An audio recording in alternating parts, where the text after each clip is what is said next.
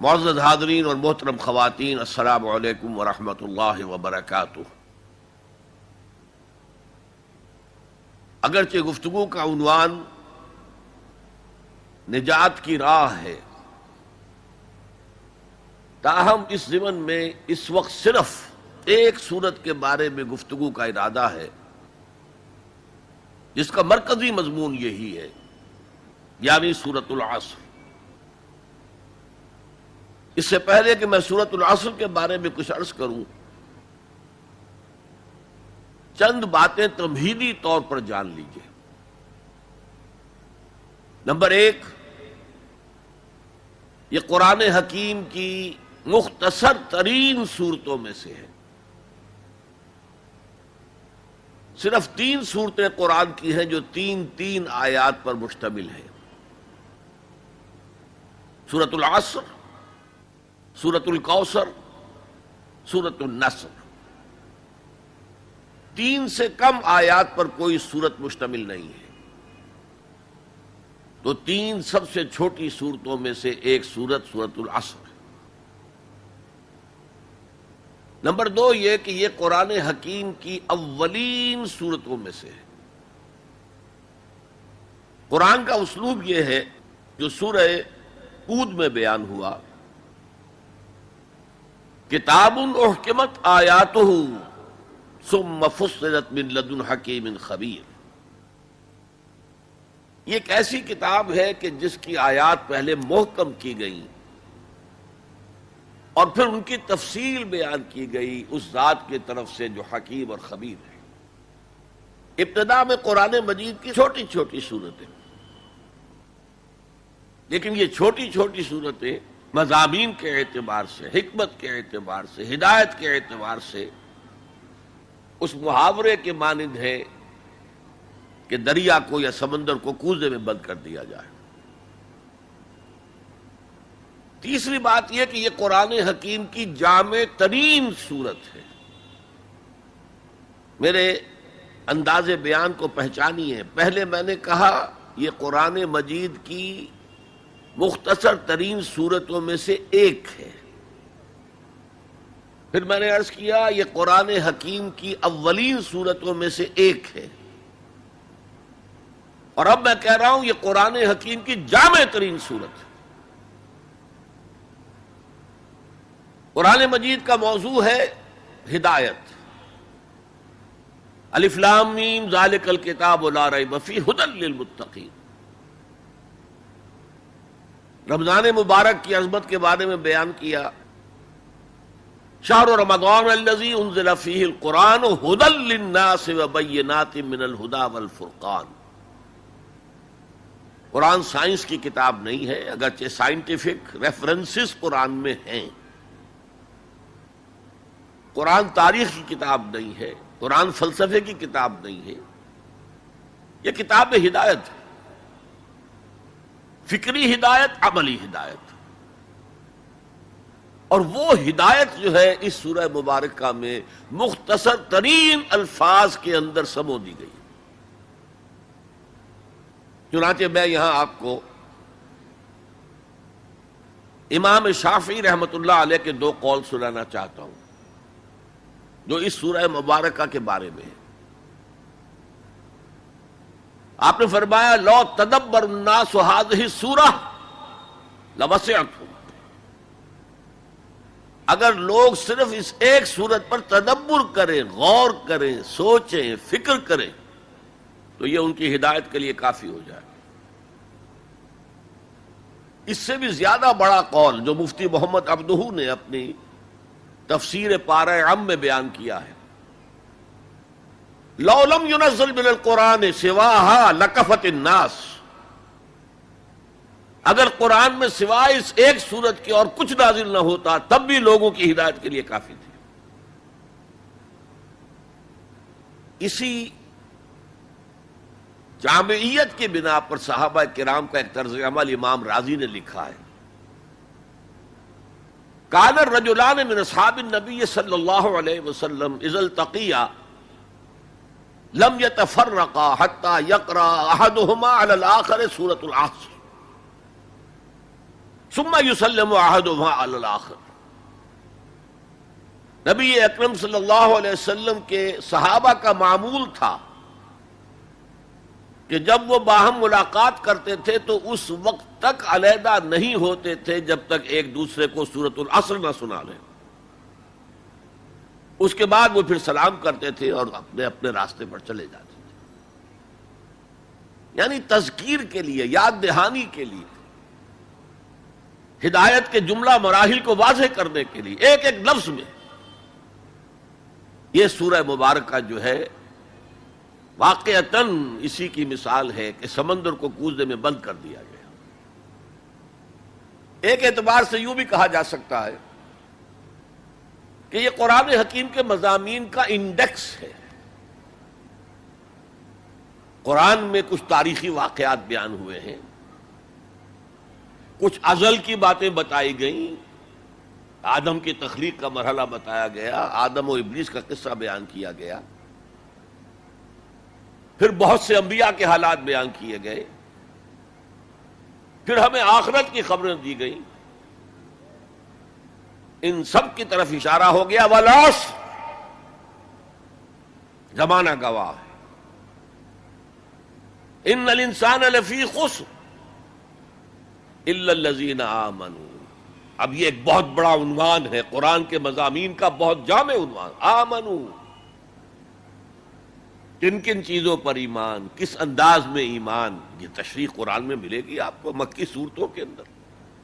وعملوا الصالحات، تیسرا مضمون کیا ہے؟ اچھے اعمال، صالح اعمال. اسی کی تفسیر تو ہے، اخلاقی تعلیمات ہے، بیسک ہیومن مورالٹی کا تذکرہ ہے، پھر شریعت کے احکام ہیں، یہ کرو یہ نہ کرو. یہ سب کیا ہے؟ عمل صالح کی تفسیر ہے. وتواصوا بالحق، یہ کیا ہے؟ یہ مختلف عنوانات سے قرآن مجید میں مضمون آیا. کہیں اس کو کہا گیا امر بالمعروف نہی عن المنکر، کہیں سے کہا گیا ادعو الی سبیل ربک، اور اس کے اوپر مفصل مضامین ہے. اور وتواصوا بالصبر، مدنی صورتوں میں جبکہ جنگیں ہو رہی تھیں تو صبر کی جو تلقین آئی ہے، جس طرح سے آئی ہے وہ آپ کے علم میں ہے. تو یہی تو مضامین ہے نا قرآن کے. تو گویا کہ سورۃ العصر جو ہے مضامین قرآن کا ایک جامع انڈیکس ہے. چوتھی بات یہ نوٹ کر لیجئے کہ یہ کلام انتہائی مؤکد ہے، نہایت تاکیدی ہے. پہلے تو اللہ قسم کھا رہا ہے. اللہ بغیر قسم کھائے بھی کوئی بات کہے تو مستند ہے ان کا فرمایا ہوا، لیکن تاکید کے لیے والعصر، زمانے کی قسم کھائی. ان الانسان لفی خسر، ان تاکید کے لیے، لفی لام پھر تاکید کے لیے، خسرن تفخیم کے لیے، معمولی خسارہ نہیں، 1000 2000 لاکھ 2 لاکھ کروڑ 2 کروڑ کا خسارہ نہیں، بہت بڑا خسارہ. تاکید کی انتہا ہے. یہ 4 باتیں نوٹ کرنے کے بعد اب ذرا اس کا ترجمہ اور اس کا انالیسس دیکھیے. آیتیں 3 ہیں. والعصر، زمانے کی قسم ہے. یہ کلام مفید نہیں بنتا، اس سے کوئی معنی سمجھ میں نہیں آتے جب تک یہ معلوم نہ ہو کہ کس بات پر قسم کھائی جا رہی ہے. لہذا بات بنے گی والعصر ان الانسان لفی خسر. اب یہ کلام مفید ہے، اس کے معنی سمجھ میں آ گئے. اسی طرح تیسری آیت کے کوئی معنی نہیں بنتے جب تک کہ دوسری آیت کے ساتھ نہ جڑے. الا الذین آمنوا وعملوا الصالحات وتواصوا بالحق وتواصوا بالصبر، سوائے ان کے جو ایمان لائے اور جنہوں نے نیک عمل کیے، جنہوں نے حق کی وصیت کی اور جنہوں نے صبر کی وقت تاکید کی. بھئی یہ اللہ سے کلام شروع ہو رہا ہے تو یہ تو مستثنا ہے نا. مستثنا من ہو کیا ہے، کس سے مستثنا کیا جا رہا ہے؟ دوسری آیت کے ساتھ جوڑیں گے تو معلوم ہوگا کہ ہاں اب یہ کلام مفید ہے، ان الانسان لفی خسر الا الذین آمنوا وعملوا الصالحات وتواصوا بالحق وتواصوا بالصبر۔ اس سے کیا بات سامنے آئی؟ انگریزی میں جب آپ انالیسس کرتے ہیں کمپلیکس سینٹنس کا تو اس کا پرنسپل کلوز ایک ہوتا ہے۔ پرنسپل کلوز کیا ہے؟ ان الانسان لفی خسر۔ یہ اپنی جگہ ایک مکمل جملہ ہے، مکمل مفہوم کا حامل ہے، اگرچہ پہلی آیت بھی اسی کے ساتھ جڑ جائے گی، تیسری بھی جڑ جائے گی، اور یہ تینوں مل کر بھی ایک جملہ بنتے ہیں۔ زمانے کی قسم ہے تمام انسان بڑے شدید گھاٹے میں ہیں سوائے ان کے جو ایمان لائے اور جنہوں نے نیک عمل کیے اور جنہوں نے حق کی وصیت کی اور جنہوں نے صبر کی وصیت کی۔ اب ذرا اس جملے کو اپنے ذہن اور شعور کی سطح پر لکھ لیجئے یا لوح قلب پر کندہ کر لیجئے۔ زمانے کی قسم ہے تمام انسان خسارے میں ہیں، گھاٹے میں ہیں، سوائے ان کے جو ایمان لائے اور جنہوں نے نیک عمل کیے اور جنہوں نے ایک دوسرے کو حق کی وصیت کی اور جنہوں نے صبر کی وصیت کی۔ اس جملے کو بار بار پڑھیے، بار بار پڑھیے، بار بار پڑھیے اور پھر کچھ نتیجے نکالیے۔ اس جملے میں کامیابی اور ناکامی کا ایک معیار ہمارے سامنے آ رہا ہے جو ہمارے عام طور پر ذہنوں میں معیارات قائم ہیں کامیابی کے، ان سے بالکل مختلف۔ ہم کسے کامیابی سمجھتے ہیں؟ جو زیادہ دولت مند ہے زیادہ کامیاب ہے، جس کی جائیداد زیادہ ہے زیادہ کامیاب ہے، جس کی تجارت بہت پھیلی ہوئی ہے زیادہ کامیاب ہے، جس کے پاس عہدہ بہت بڑا ہے زیادہ کامیاب ہے۔ یہی ہمارے کامیابی کے تصورات ہیں۔ ان تمام تصورات کی نفی ہے۔ کامیابی ان چیزوں سے متعلق ہے ہی نہیں۔ کامیابی تو ان چار چیزوں سے متعلق ہے: ایمان، عمل صالح، تواصی بالحق، تواصی بالصبر۔ یہ ہیں تو کامیابی ہے، یہ نہیں ہے تو کوئی کامیابی نہیں۔ آپ کو سلطنت عرضی مل جائے کوئی کامیابی نہیں، دنیا بھر کی نعمتیں مل جائے کوئی کامیابی نہیں، جب تک کہ یہ چار چیزیں موجود نہ ہوں: ایمان اور عمل صالح اور تواصی بالحق اور تواصی بالصبر۔ اور اگر یہ چار چیزیں حاصل ہوں تو چاہے کوئی آپ کو جانتا بھی نہ ہو، چاہے آپ کسی کٹیا میں رہتے ہو، کوئی محل نہ ہو آپ کے پاس، چاہے آپ کو روکھی سوکھی بھی مشکل سے ملتی ہو، آپ کامیاب ہیں۔ یہ ذہن میں رکھیے، معیار جب تک ہمارا یہ نہیں بنے گا ہم اسلام کے راستے پہ چل ہی نہیں سکتے۔ اس لیے کہ انسان جو بھاگ دوڑ کرتا ہے، جو سعی کرتا ہے، دن رات محنت کرتا ہے، راتوں کو سوچتا ہے، پلاننگ کرتا ہے، وہ کامیابی کے حصول کے لیے۔ اگر کامیابی کے یہ تصورات ہیں تو انہی کے لیے بھاگ دوڑ کرے گا، دنیا میں گم ہو جائے گا۔ جیسے اقبال نے کہا کہ کافر کی یہ پہچان کہ آفاق میں گم ہے، اور مومن کی یہ پہچان کہ گم اس میں ہے آفاق۔ یہ معیار ہے در حقیقت، جیسے کہ حضور نے فرمایا صلی اللہ علیہ وسلم کہ بہت سے لوگ ایسے بھی ہوتے ہیں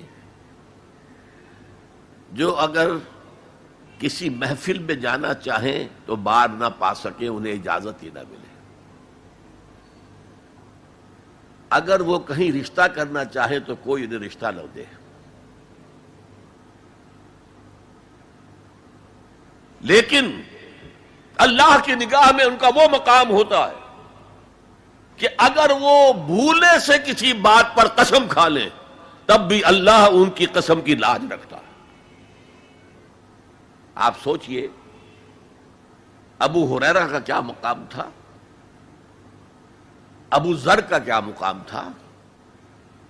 حضور فرماتے ہیں صلی اللہ علیہ وسلم: من کان یسرہ ان ینظر الی زہد عیسیٰ فلینظر الی صاحب ابی ذر۔ جس شخص کو اس سے خوشی حاصل ہوتی ہو کہ حضرت عیسیٰ کا زہد اپنی آنکھوں سے دیکھے تو میرے اس ساتھی، میرے اس دوست ابو ذر کو دیکھ لیں. یہ لوگ ہیں کامیاب ترین. حضرت علی کی جب شادی ہو رہی تھی حضرت فاطمہ سے رضی اللہ تعالی عنہما، ان کے پاس کوئی مکان نہیں تھا. ایک انصاری صحابی نے ایک حجرہ دیا ہے جس میں کہ وداع ہو کر حضرت فاطمہ گئی. کوئی گھر نہیں تھا، فقراء صحابہ میں سے تھے. مہر دینے کے لیے کچھ نہیں تھا. حضور نے پوچھا کچھ ہے علی تمہارے پاس مہر دینے کے لیے؟ عرض کیا حضور کچھ نہیں میرے پاس. فرمایا تمہارے پاس وہ زرہ ہوتی تھی ایک؟ عرض کیا جی زرہ تو ہے، لیکن ظاہر بات ہے زرہ تو ہتھیار ہے، جنگ کے لیے ہے، جہاد فی سبیل اللہ کے لیے. آپ نے فرمایا جاؤ اسے بیچو یا گروی رکھو، کچھ لے کر آؤ، مہر تو دینا ہے. کیا اس مفلسی کی وجہ سے حضرت علی ناکام انسان تھے؟ لیکن واقعہ یہ ہے کہ کامیابی کے اور ناکامی کے اس معیار پر ہمارا دل ٹھکتا نہیں. دل ٹھک جائے تو کیا کہنے، زندگی میں انقلاب آ جائے. میں جو بات کہہ رہا ہوں دل گواہی دے گا کہ صحیح ہے، لیکن برا نہ مانے تو میں عرض کروں گا. قرآن مجید میں ایک آیت آئی ہے کہ اے محمد جو کچھ آپ کہہ رہے ہیں صلی اللہ علیہ وسلم، کوئی بات لگتی تو ٹھیک ہے. ان نظن الا ظنا وما نحن بمستيقنين، گمان سا تو ہوتا ہے جو آپ کہہ رہے ہیں ٹھیک ہے، ہمیں یقین نہیں ہوتا. اور یقین جب تک نہیں ہوگا وہ آپ کی زندگی پر وہ اثر انداز نہیں ہو سکتا. وہ معیار کہنے کو ہم کہتے ہیں ہمارا آخرت پر ایمان ہے، اور آخرت کی زندگی ابدی زندگی ہے، اور اصل زندگی آخرت کی زندگی ہے. وَإِنَّ دَارَ الْآخِرَةَ لَهِيَ الْحَيَوَانُ. لیکن ہماری بھاگ دوڑ، ہماری سعی و جہد، کہاں سے کہاں ہم جاتے ہیں اچھے کیریئرز کی تلاش میں. اب ایک ملک کے اندر بھی ادھر جاؤ ادھر جاؤ، ادھر جا کر کوئی تلاش کرو. ملک سے باہر بھی عرب ممالک میں جاؤ، یو اے ای میں جاؤ، امریکہ میں جاؤ، اور کتنی خبریں آتی، کتنے لوگ مرتے ہیں ان لیگل امیگریشن کی وجہ سے. پورے پورے جہاز ڈوب جاتے ہیں ان لیگل امیگریشن. کس چیز کی تلاش میں؟ کیا اللہ یہاں رازق نہیں ہے، رزق نہیں دے سکتا؟ لیکن یہ کامیابی کی زندگی جس میں چمک ہو دمک ہو. تو اقبال کہتے ہیں کہ خرد کو خیرہ کرتی ہے، عقل کو خیرہ کرتی ہے چمک تہذیب حاضر کی. یہ صناعی مگر جھوٹے نگوں کی ریزہ کاری ہے، یہ جھوٹے رزقوں کی ریزہ کاری ہے، کوئی اس کی حقیقت ہی نہیں. تو پہلی بات زمانے کی قسم ہے، تمام انسان خسارے میں ہیں، یقیناً ہے، یقیناً ہے، سوائے ان کے جو چار شرطیں پوری کریں. الا الذین آمنوا وعملوا الصالحات وتواصوا بالحق وتواصوا بالصبر. اب دوسری بات نوٹ کیجئے، یہ نجات کے منیمم تقاضے ہیں. اگرچہ میں یہاں نجات کا لفظ استعمال کر رہا ہوں، اول وہلے میں نجات پا جانا، قیامت کے دن ہی ہمارا اللہ تعالیٰ جو ہے ہمیں حکم دے دے جاؤ داخل ہو جاؤ جنت میں، ادخلوہا خالدین. وہ جو تصور ہے کہ اگر کسی کے دل میں ایمان ہے اور گناہوں کا پلڑا بھاری ہے نیکیوں کے پلڑے سے، تو وہ اپنی گناہوں کے بقدر سزا پا کر جہنم سے نکال کر جنت میں داخل کر دیا جائے گا، وہ میرا اس وقت موضوع نہیں ہے. اول وہلے میں نجات، میدان حشر میں نجات. وہ نجات جو ہے اس کے یہ منیمم لوازم ہے. کیوں؟ اگر کہا جاتا یقیناً ان لوگوں کے مراتب بہت عمدہ ہیں، بہت اونچے ہیں، بہت اعلیٰ ہیں، عرفہ ہیں، جو یہ چار شرطیں پوری کرے، تو اس کا مطلب کیا تھا کہ اس سے کم میں بھی گزارا ہو سکتا ہے. زیادہ اونچا رتبہ نہ صحیح، زیادہ اونچی جنت نہ صحیح، چھوٹی جنت ہی ہو جائے گی، لہذا اس سے کم پر بھی گزارا ہو سکتا ہے. لیکن یہاں کیا ہے؟ وَالْعَصْرِ إِنَّ الْإِنسَانَ لَفِي خُسْرٍ إِلَّا الَّذِينَ آمَنُوا وَعَمِلُوا الصَّالِحَاتِ وتواصوا بالحق وتواصوا بالصبر. یہ تو منیمم تقاضا ہے، کم سے کم تقاضا ہے، لازمی تقاضا ہے. اس کے بغیر وہ فوری نجات ممکن نہیں. اب تیسری چیز، اور یہ ہمارے تصورات کی بڑی نفی کر دینے والی شے ہے، یہ چاروں شرطیں لازم ہیں. ہم سمجھ بیٹھے صرف ایمان سے نجات ہو جائے گی. اس سے بھی آگے ایمان ہو نہ ہو ہم مسلمان ہیں، محمد کے امتی ہیں صلی اللہ علیہ وسلم، نجات تو ہو ہی جانی ہے. یہی تصورات ہیں کہ جنہوں نے ہمیں بے عمل کر دیا. جب بغیر کسی سعی کے، بغیر کسی محنت کے، بغیر کسی بھاگ دوڑ کے، بغیر کسی قربانی کے نجات حاصل ہو جائے تو کس کا دماغ خراب ہوا ہے کہ وہ محنتیں کرے، مشقتیں کرے، قربانیاں دے، اپنا خون دے، اپنا مال دے. لہذا یہ چاروں چیزیں لازم ہیں. یہ اللہ کا کلام ہے، یہ شاعری نہیں ہے. شاعری میں مبالغہ بھی ہو جاتا ہے. اللہ کا کلام ایک ایک حرف، جو غالب کہتا ہے کہ گنجینہ معنی کا طلسم اس کو سمجھیو، جو لفظ کے غالب میرے اشعار میں آوے. میرے اشعار میں جو لفظ آتا ہے اس کو گنجینہ معنی کا طلسم سمجھنا، یوں نہیں کہ میں نے ایسے ہی عام طور پہ وہ لفظ استعمال کر دیا. اب فارسی میں کہتا ہے زیرے ہر ہر لفظ غالب چیدہ میں خانہ ہے. میں نے غالب کے ایک ایک لفظ کے نیچے ایک میخانہ پایا. علم کا میخانہ، حکمت کا میخانہ، فلسفے کا میخانہ. تو یہ قرآن غالب نے تو تعلی کی ہے، لیکن یہ اللہ کا کلام ہے، یہاں ہر حرف لازم ہے. اسی لیے دیکھیے میں آپ کو جملہ سنا رہا ہوں امام رازی رحمت اللہ علیہ کا، جو میرے نزدیک جامع ترین تعبیر ہے اس بات کی جو میں آپ کے سامنے رکھ رہا ہوں. ان هذه الآیہ فیہا وعید شدید. لوگوں جان لو اس آیت میں تو بڑی شدید وعید ہے. بأن اللہ تعالی حکم بالخسار علی جمیع الناس، اس لیے کہ اللہ تعالیٰ نے تو فیصلہ کر دیا تمام انسانوں کے لیے خسارے کا، گھاٹے کا، تباہی کا، بربادی کا. الا من کان آتیم بہذہ الاشیاء الاربعہ، سوائے ان کے جو یہ چار چیزیں پوری کریں. وہی الایمان والعمل الصالح والتواصی بالحق والتواصی بالصبر.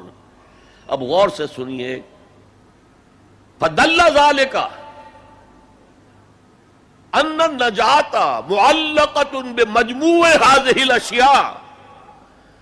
اس سے اس بات پر دلیل بنی ہے، رہنمائی ہوئی ہے کہ نجات کا تعلق ہے، نجات معلق ہے، نجات مشروط ہے ان چاروں چیزوں کے جمع ہو جانے سے. یہ نہیں کہ ایک چیز سے ہی آپ کو نجات حاصل ہو جائے. تو یہ کامیابی اور ناکامی کا ایک معیار،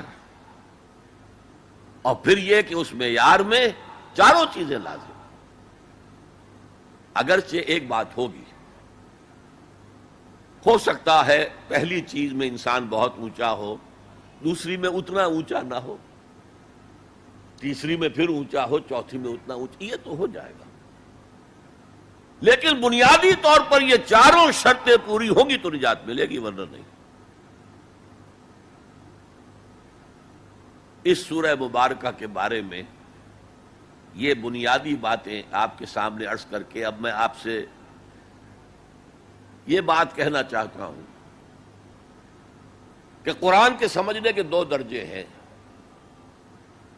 ایک تذکر بالقرآن، قرآن سے سبق حاصل کر لینا. ایک تدبر قرآن، قرآن پر غور و خوض، گہرائی میں اترنا. قرآن میں ہو غوطہ زن اے مرد مسلمان، غوطہ لگاؤ گے تو تہ سے موتی نکال کر لاؤ گے نا. اب تذکر بالقرآن تو میں نے آپ کے سامنے تذکر بسورۃ العصر، یہ تو مکمل ہو گئی، سبق تو حاصل ہو گیا. کامیابی کا معیار یہ چار چیزیں ہیں، یہ چاروں چیزیں لازم ہیں. اور جب ہم تدبر قرآن کے درجے پر آئیں گے تو معلوم ہوگا چاروں چیزیں عقلاً منطقی طور پر لازم و ملزوم ہیں. تو تذکر بالقرآن اتنی بات بھی جس نے سمجھ لی، جس بدو نے سمجھ لی، اس کی زندگی میں انقلاب آ گیا. وَالْعَصْرِ إِنَّ الْإِنسَانَ لَفِي خُسْرٍ إِلَّا الَّذِينَ آمَنُوا وَعَمِلُوا الصَّالِحَاتِ وَتَوَاصَوْا بِالْحَقِّ وَتَوَاصَوْا بِالصَّبْرِ.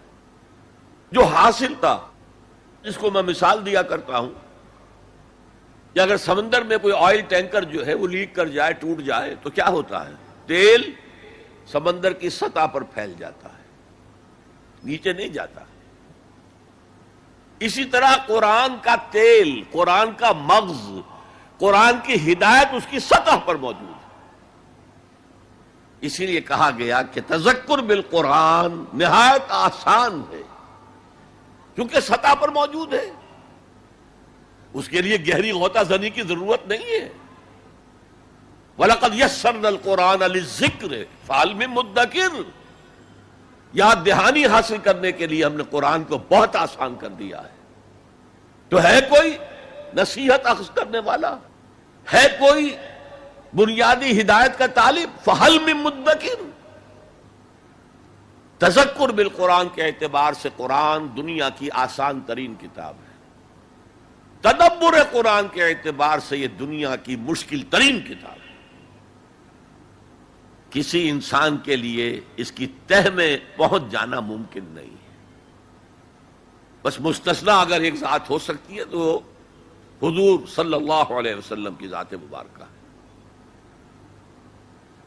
وہ تدبر قرآن پوری زندگیاں لوگ لگا کر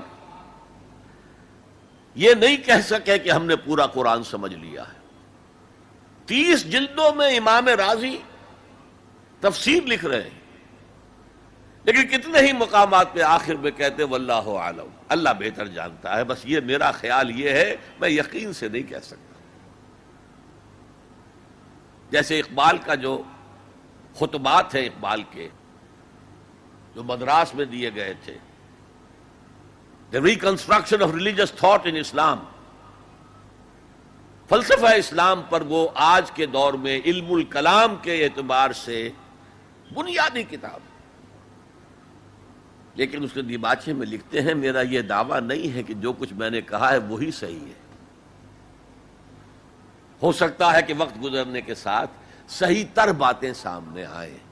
ہمارا کام یہ ہے کہ طالب علمانہ انداز میں غور و فکر جاری رکھیں. تو تدبر قرآن کی کوئی حد نہیں، پوری زندگیاں لگا کر. خاص طور پر امام رازی کا ایک جملہ تو مجھے بھولتا نہیں ہے. سورہ حدید کی جو آیت ہے هو الاول والآخر والظاہر والباطن، وہاں ایسے معلوم ہوتا ہے جیسے کھڑے کانپ رہے ہیں، لرز رہے ہیں. هذه الآیت اعلم ان هذا المقام مقام غامض عمیق مہیب. جان لو کہ یہ مقام بہت گہرا ہے، بڑا پرہیبت ہے اور بہت غامض ہے. اس کے مضامین آسانی سے سمجھنے والے نہیں ہیں. تو بہرحال اس تدبر قرآن کے اعتبار سے اب میں گفتگو کروں گا. والعصر، زمانے کی قسم ہے. پہلی بات یہ نوٹ کیجئے کہ قسم جو قرآن مجید میں کھائی گئی ہے یا کھائی گئی ہیں قسمیں، ان سے مراد کیا ہوتا ہے؟ ہم اگر قسم کھاتے ہیں اپنی کسی بات پر، اللہ کی قسم ہے، تو گویا کہ اللہ کو گواہ کے طور پر پیش کرتے ہیں کہ اللہ جانتا ہے، اللہ گواہ ہے، جو میں کہہ رہا ہوں سچ ہے. لیکن ہم قسم کھائیں گے کسی بزرگ ہستی کی، بڑی شے کی، اللہ کی قسم. قرآن میں جو متکلم ہے اللہ، اس سے اوپر کون ہے؟ لہذا قرآن مجید کی قسموں میں صرف ایک شے ہے، شہادت، گواہی. چنانچہ ترجمہ کیا ہوگا؟ زمانہ گواہ ہے کہ تمام انسان خسارے میں. نمبر 2 نوٹ کیجئے، عصر کے معنی کیا؟ زمانہ، صرف زمانہ نہیں، وہ زمانہ جو تیزی سے گزر رہا ہے. یہ 2 الفاظ استعمال ہوتے ہیں. ویسے تو عربی میں وقت کا لفظ بھی ہے، لیکن قرآن میں وہ لفظ آیا نہیں. دو لفظ ہیں عصر اور دہر، اور آپ کو معلوم ہے کہ دونوں کی یہ صورتیں ہیں، سورۃ الدہر بھی ہے، سورۃ العصر بھی ہے۔ ان دونوں میں فرق کیا ہے؟ فلسفے میں کہتے ہیں ایک سیریل ٹائم ہے، وہ وقت جو گزر رہا ہے جس میں ماضی ہے، حال ہے، مستقبل ہے، یہ سیریل ٹائم۔ اور ایک دہر، یہ زمانہ، اس کی وسعت، یوں سمجھیے جدید اصطلاح میں time and space complex, time and space complex کو ظاہر کرتا ہے لفظ دہر۔ اسی لیے کہا گیا ہے هل اتى على الانسان حين من الدهر لم يكن شيئا مذكورا، ایک وقت ایسا بھی نہیں تھا کہ انسان کوئی قابل ذکر شے نہیں تھا۔ کیا تھا؟ گندے پانی کی ایک بوند۔ تو یہاں عصر کی جو قسم کھائی گئی ہے اس کے مختلف پہلو ہیں جو علماء نے بیان کیے۔ یہ عصر تیزی سے گزر رہا ہے، تیزی سے گزر رہا ہے، تیزی سے گزر رہا ہے، غافل تجھے گھڑیال یہ دیتا ہے منادی، گردوں نے گھڑی عمر کی ایک اور گھٹا دی۔ آپ سمجھتے آج میری عمر 71 برس ہو گئی، جب 72 کے ہو گئے 1 سال اور عمر بڑھ گئی۔ ارے بڑی کہاں گھٹ رہی ہے؟ اگر 80 برس تمہاری عمر کل ہونی ہے تو 1 سال اور گھٹ گیا، اگلے سال 1 اور گھٹ جائے گا۔ تو یہ عمر بڑھ نہیں رہی، گھٹ رہی ہے۔ غافل تجھے گھڑیال یہ دیتا ہے منادی، گردوں نے گھڑی عمر کی ایک اور گھٹا دی۔ امام رازی نے بھی یہ واقعہ نقل کیا ہے کہ والعصر کا مفہوم میری سمجھ میں اس وقت آیا جب کہ میں نے بازار میں ایک برف فروش کو چیختے اور چلاتے ہوئے پایا، لوگوں جلدی جلدی میرا برف خرید لو ورنہ میں تباہ ہو جاؤں گا، اس لیے کہ وہ تو پانی بن جائے گا، پھر کیا قیمت اس کی ہوگی۔ اسی طرح یہ عمر جو ہے اس برف کی طرح پگھل رہی ہے، جا رہی ہے، لہذا یہ چونکانے کا انداز ہے۔ جیسے آپ کہتے ہیں زمانے کو تھام لو، زمانہ جو ہے اس کی قدر و قیمت کو پہچانو۔ والعصر، یہ تیزی سے گزر رہا ہے، یہ برف کی طرح پگھل رہا ہے۔ اس کا ایک اور مفہوم بھی ہے جو شروع میں عرض کر چکا ہوں۔ تاریخ انسانی گواہ ہے، جب انبیاء اور رسول کی دعوت مانی گئی، بہترین نظام قائم ہوا، بہترین معاشرہ قائم ہوا، بہترین سوسائٹی قائم ہوئی۔ اور جب ان کے راستے سے اعراض کیا گیا، تباہی آئی، بربادی آئی، ہلاکت آئی، اللہ کا عذاب آیا۔ والعصر، یہ زمانہ گواہ ہے۔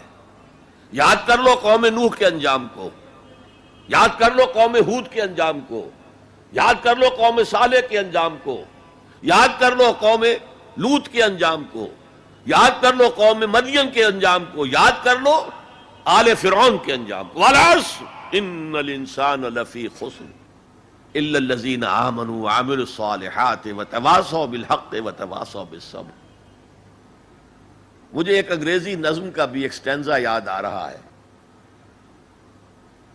ویسے بڑی پیاری نظم ہے، پوری کی پوری سام آف لائف، زندگی کا ترانہ، ترانہ ہے زندگی۔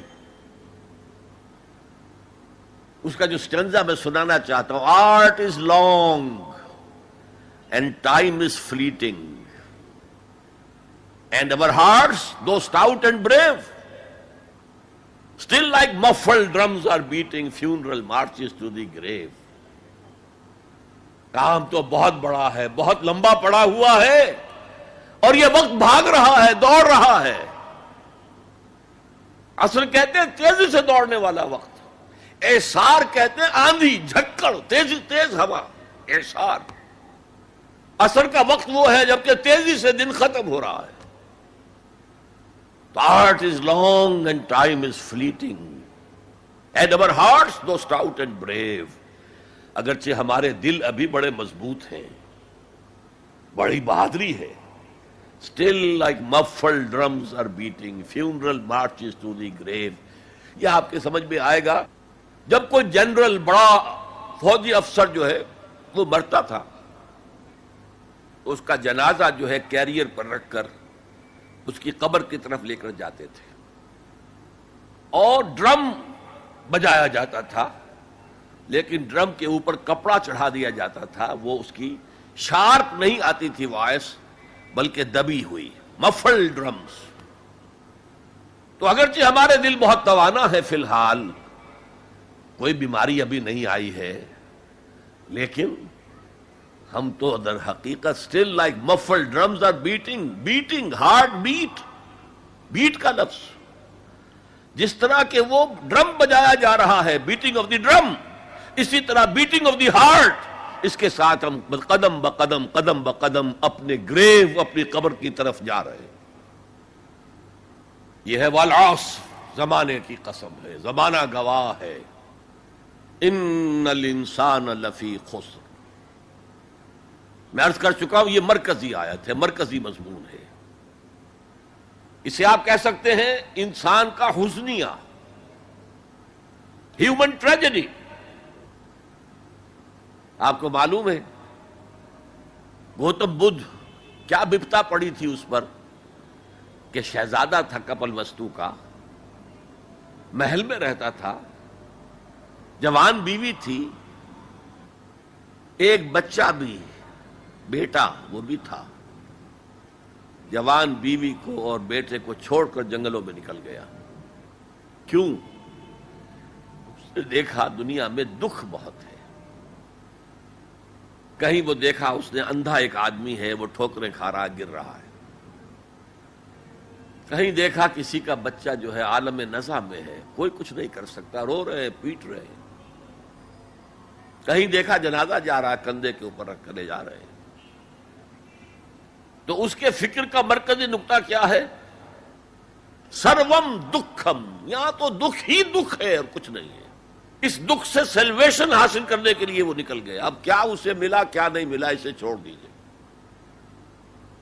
لیکن ایک مثال تو ہے، محل کی زندگی چھوڑ کر، جوان بیوی کو چھوڑ کر، ایک چھوٹے بچے کو چھوڑ کر انسان نکلا ہے باہر۔ ان الانسان لفی خسر، دنیا کے اندر یہ تکالیف دیکھ کر اتنا متاثر ہو گیا، تو آخرت کی تکالیف وہ تو بہت بڑی ہے، بہت بڑی ہے، بہت بڑی ہے۔ قرآن مجید کے ہر صفحے کے اوپر جہنم کے کوئی نہ کوئی مناظر دکھا دیے گئے۔ کیا کھانے کو ملے گا؟ زقوم، جو پیٹ میں جائے گا تو کھولے گا جیسے کہ پانی کھول رہا ہو، اور پھر اس پر پیاس لگے گی تو حمیم ملے گا، گرم پانی یا پیپ، اور زخم کا دھون ملے گا۔ حضور کو شب معراج میں جو دکھائے گئے مناظر، عذاب کس کس طور سے انسانوں کو ہوگا۔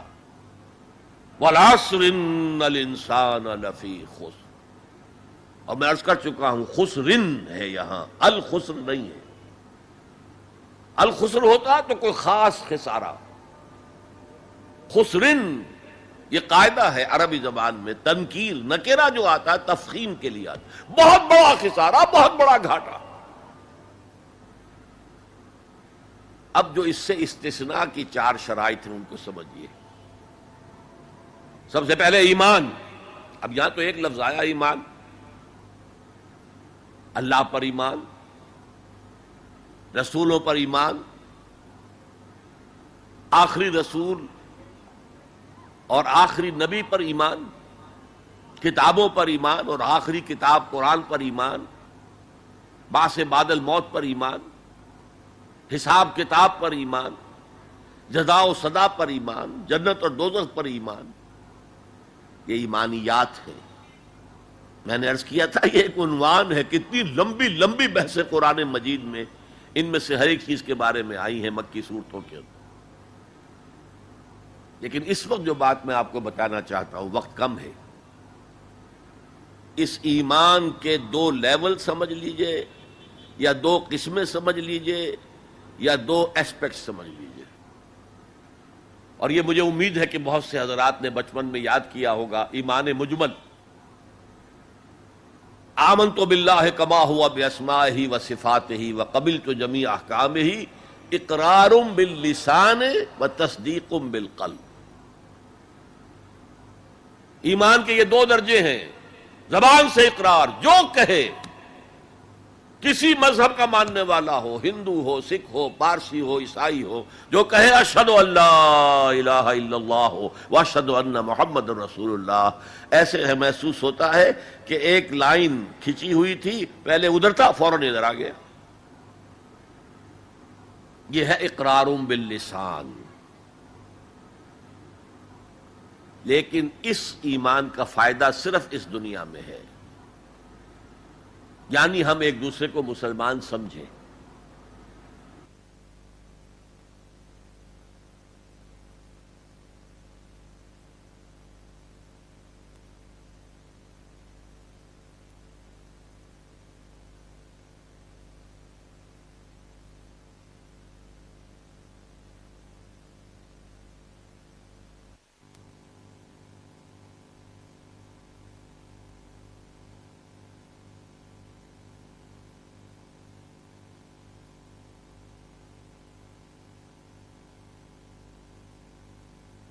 اس کی حیثیت قانونی ایمان کی ہے۔ ظاہر بات ہے مسلمان باپ کی وراثت مسلمان بیٹے کو جا سکتی ہے، بیٹا مسلمان نہیں ہے تو وراثت نہیں پہنچے گی۔ ہو از اے Muslim and who is not a مسلم، یہ لیگل کوسچن ہے۔ مسلمان ریاستوں کے اندر دستور میں ہوگا کہ یہاں ہیڈ آف دی اسٹیٹ مسلمان ہوگا، تو کتنا بڑا لیگل کوسچن ہے کہ کون ہے واقعی مسلمان کون نہیں ہے، تو بہت اہم ہے۔ لیکن اس کا سارا معاملہ اس دنیا تک ہے کہ ہم ایک دوسرے کو مسلمان سمجھیں۔ میں اپنی بیٹی نکاح میں دے سکتا ہوں کسی مسلمان کو۔ اصل ایمان کیا ہے؟ تصدیق بالقلب، جب دل میں اتر جائے، دل میں کھب جائے، وہ ہے اصل ایمان۔ ہم دنیا میں اس کو زیر بحث لا نہیں سکتے، ہمارے پاس کوئی آلہ نہیں ہے دل میں اتار کر دیکھ لیں ایمان ہے کہ نہیں ہے، کوئی نہیں۔ الیکٹروکارڈیوگرام کر لیجئے، یہ تو پتہ چل جائے گا کہ اس میٹنگ کے اندر کچھ جو ہے irregularity ہے۔ اینجیو پلاسٹی کر لیجئے، معلوم ہو جائے گا کہ اتنی وینز بلاکڈ ہیں۔ بس دل میں ایمان ہے یا نہیں، اس کا کوئی ذریعہ ہمارے پاس نہیں۔ لہذا دنیا میں ہم ایمان پر بحث ہی نہیں کر سکتے۔ ہم کسی کے بارے میں یہ نہیں کہہ سکتے یہ صاحب ایمان ہے اور یہ نہیں ہے۔ ہاں مسلمان ہے تو مسلمان کے جو حقوق ہیں وہ اسے ملیں گے۔ وہ فاسق بھی ہو تو مسلمان ہے، فاجر بھی ہو تو مسلمان ہے، متقی ہو تب بھی مسلمان ہے، نیک ہو عبادت گزار ہو تب بھی مسلمان ہے۔ اور لیگلی اور کانسٹیٹیوشنلی ان میں کوئی فرق نہیں ہے۔ المسلم کفو لکل مسلم، امام ابو حنیفہ رحمۃ اللہ علیہ کا قول بہت اہم ہے۔ اتنی اہمیت تو اس کی ہے کہ ذرا سی ایک خطا ہو گئی تھی حضرت اسامہ ابن زید سے۔ حضور کو بہت محبت تھی اسامہ سے، اپنے پوتے کی طرح سمجھتے تھے، اس لیے کہ زید کو تو اپنا بیٹا بنایا ہوا تھا، زید ابن حارثہ کو۔ وہ تو بعد میں جب آیت اتری کہ یہ کوئی منہ بولا بیٹا اسلام میں کوئی شے نہیں ہے، ورنہ پہلے انہیں کہتے تھے زید ابن محمد، اس کے بعد دوبارہ وہ زید ابن حارثہ رہ گئے۔ لیکن محبت کتنی تھی زید سے، اور اس اعتبار سے گویا کہ حضرت اسامہ ابن زید وہ تو حضور کے پوتوں کے مانند تھے۔ ان سے غلطی ہو گئی، ایک جنگ میں ایک کافر کے ساتھ مقابلہ ہوا دو بدو۔ اس کافر نے جب سمجھا کہ میری تو بس ہو گئی، اب میں مزید مقابلہ نہیں کر سکتا، اب میری جان اس کے ہاتھ میں ہے، اسامہ کے ہاتھ میں ہے، انہوں نے پڑھ دیا کلمہ اشہد ان لا الہ الا اللہ واشہد ان محمد رسول اللہ۔ انہوں نے یہی سمجھا جو ہم ہوتے تو سمجھتے کہ جان بچانے کا ہیلا کر رہا ہے، لہذا گردن اڑا دی۔ کچھ دل میں اپنے خدشہ سا رہا، یہ صحیح کام کیا میں نے یا نہیں، یا ہو سکتا ہے حضور کو کسی اور ذریعے سے اطلاع پہنچی ہو۔ طلب فرمایا اسامہ یہ تم نے کیا کیا؟ حضور اس نے جان بچانے کے لیے کلمہ پڑھا تھا، آپ نے نہیں کہا کہ تم غلط کہہ رہے۔ حلا شققنا قلبہ، تم نے اس کا دل چیر کے کیوں نہیں دیکھ لیا؟ یعنی نہ تم دل چیر کے دیکھ سکتے ہو، کیا تمہیں معلوم ہے، کیسے کہہ سکتے ہو یقین سے کہ اس نے جان بچانے کو کلمہ پڑھا؟ اور اے اسامہ کیا کرو گے قیامت کے دن جبکہ یہ کلمہ تمہارے خلاف استغاثہ لے کر آئے گا؟ تو اس کی بھی بہت بڑی اہمیت ہے. دنیا میں پورا لیگل اینڈ کانسٹیٹیوشنل نظام اسلام پر قائم ہے، اقرار باللسان پر قائم ہے، لیکن اصل ایمان دل میں. یہ سورہ حجرات میں فرمایا گیا جو اس موضوع پر قرآن حکیم کی اہم ترین آیات ہے.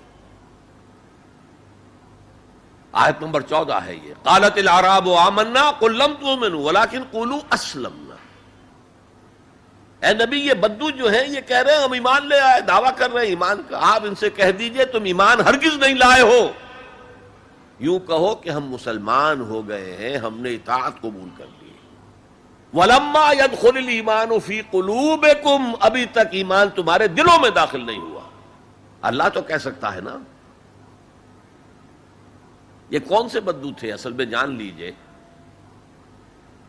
اذا جاء نصر اللہ والفتح ورأيت الناس يدخلون في دین اللہ افواجا. جب حضور کو آخری فتح حاصل ہو گئی تو اب تمام قبیلوں نے باہم مشورہ کیا اپنی اپنی جگہ پر. It's no use resisting now. اب ہم مزید جو ہے محمد کا راستہ روک نہیں سکتے صلی اللہ علیہ وسلم.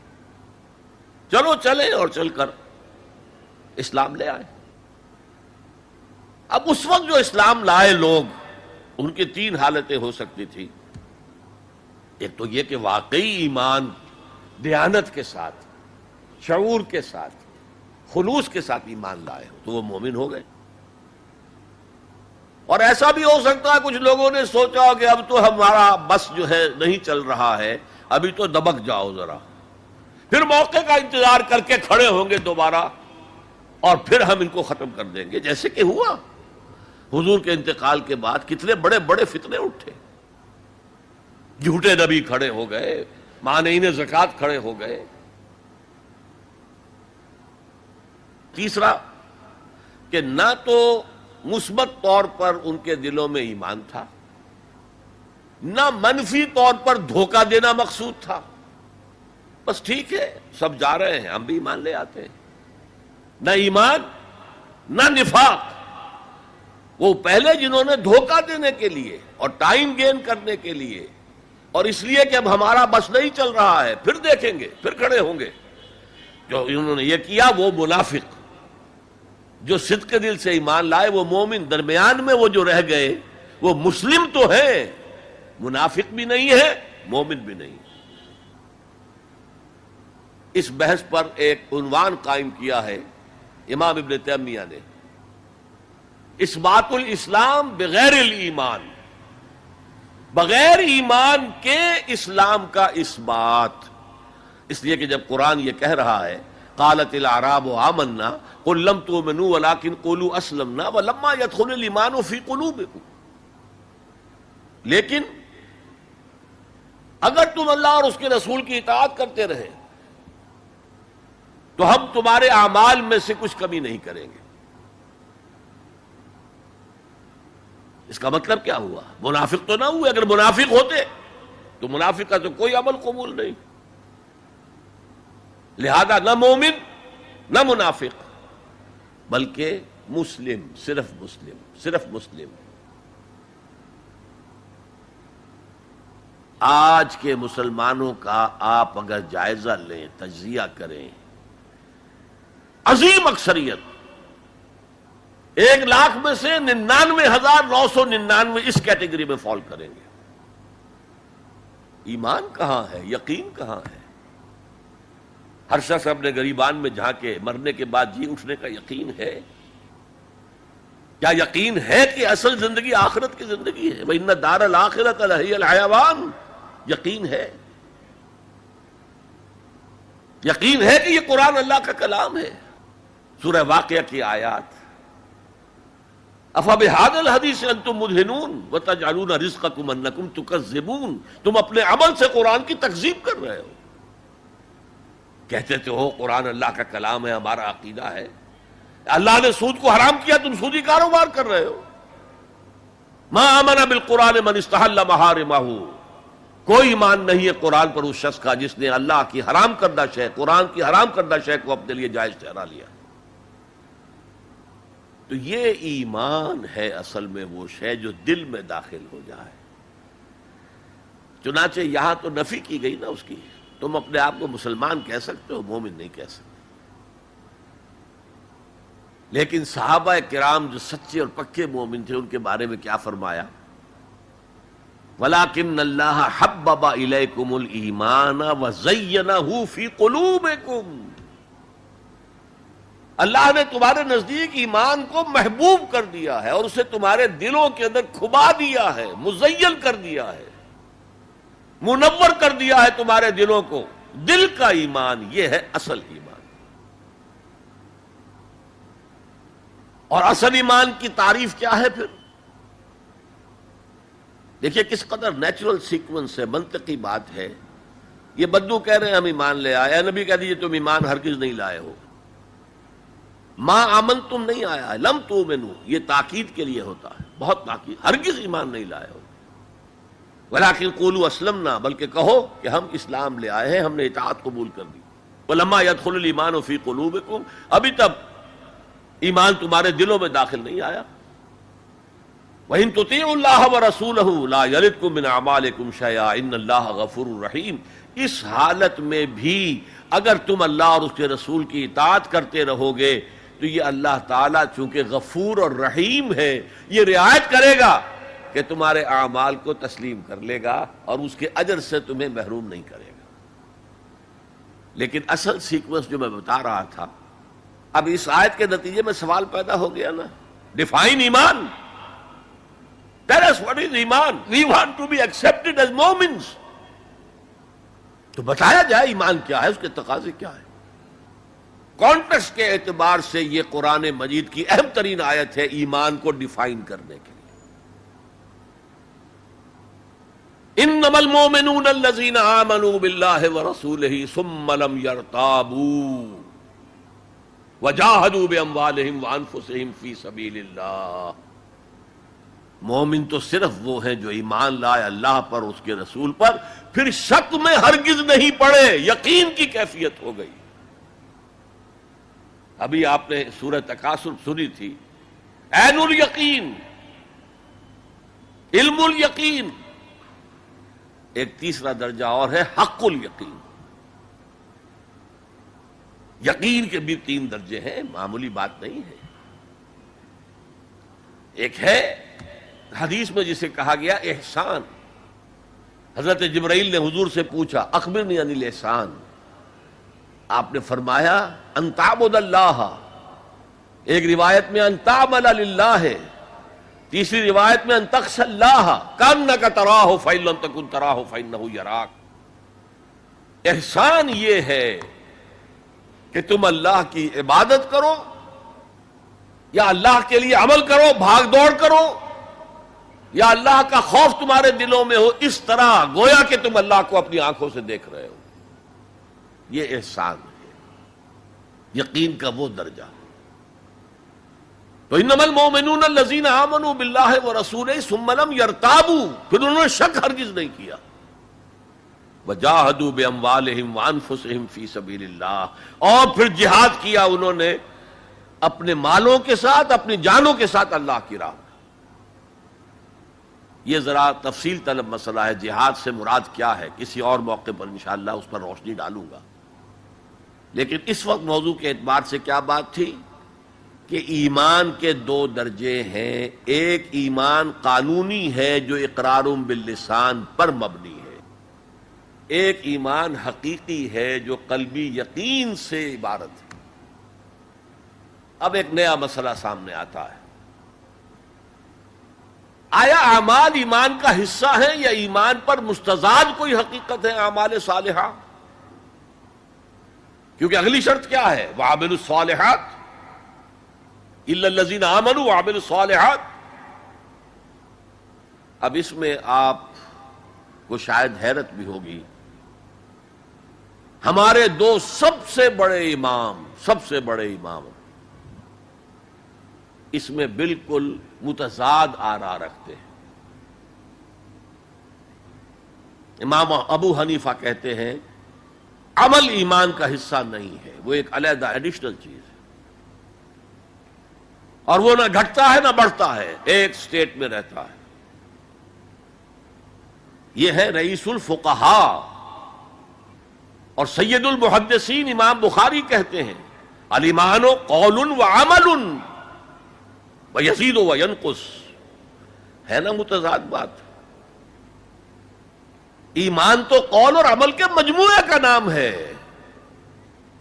عمل صالح ایمان کے اندر انہیرنٹلی موجود ہے، اور یہ گھٹتا بھی ہے بڑھتا بھی ہے. اصل میں ان دونوں میں تطبیق کیا ہے یہ سمجھ لیجئے. کوئی بھی غلط نہیں کہہ رہا. امام ابو حنیفہ فقیہ ہیں، ان کا ذہن قانونی ہے. قانونی ایمان عمل سے علیحدہ ایک شے ہے. گناہ کبیرہ کا مرتکب بھی کافر نہیں ہوتا، عمل علیحدہ شے ہے. چوری کیا ہاتھ کاٹ دو لیکن وہ کافر نہیں ہو گیا. شادی شدہ نے زنا کیا ہے، اس کو سٹوننگ کر کے اس کو مار دو، لیکن اس کی نماز جنازہ پڑھنی ہوگی، ہے مسلمان، کافر نہیں. اس اعتبار سے وہ قانونی ایمان علیحدہ ہے، عمل علیحدہ. اور یہ قانونی ایمان نہ گھٹتا ہے نہ بڑھتا ہے. یہ تو ایک سٹیٹس ہے جو آپ کو کانسٹیٹیوشنلی لیگلی حاصل ہو گیا ہے، اس میں کوئی کمی بیشی نہیں ہوگی. سادہ ترین مثال یہ ہے، ایک باپ کے دو بیٹے تھے یا ہیں. ایک بڑا متقی ہے، تہجد گزار ہے، نیک ہے، عابد ہے، زاہد ہے. ایک فاسق و فاجر ہے لیکن ہے مسلمان. کیا وراثت میں اس متقی کو زیادہ حصہ ملے گا اور فاسق و فاجر کو کم ملے گا؟ نہیں. Legally they are equal. المسلم کف لکل مسلم، ہر مسلمان دوسرے تمام مسلمانوں کے برابر ہے. لیگل سٹیٹس یہ برابر ہے، جامد ہے، یہ نہ گھٹتا ہے نہ بڑھتا ہے. حالانکہ ایمان کا گھٹنا بڑھنا، وہ حقیقی ایمان کی بات کر رہے ہیں. امام ابو حنیفہ قانونی ایمان کی بات کر رہے ہیں، امام بخاری حقیقی ایمان کی بات کر رہے ہیں. یہ تو ہر ایک کا تجربہ ہے. یہ ایمان جو ہے گھٹتا بھی ہے بڑھتا بھی ہے. قرآن پڑھیے، ایمان آپ کو خود محسوس ہوگا کہ اس کی حرارت بڑھی ہے. اچھی صحبت میں بیٹھیے، ایمان بڑھے گا.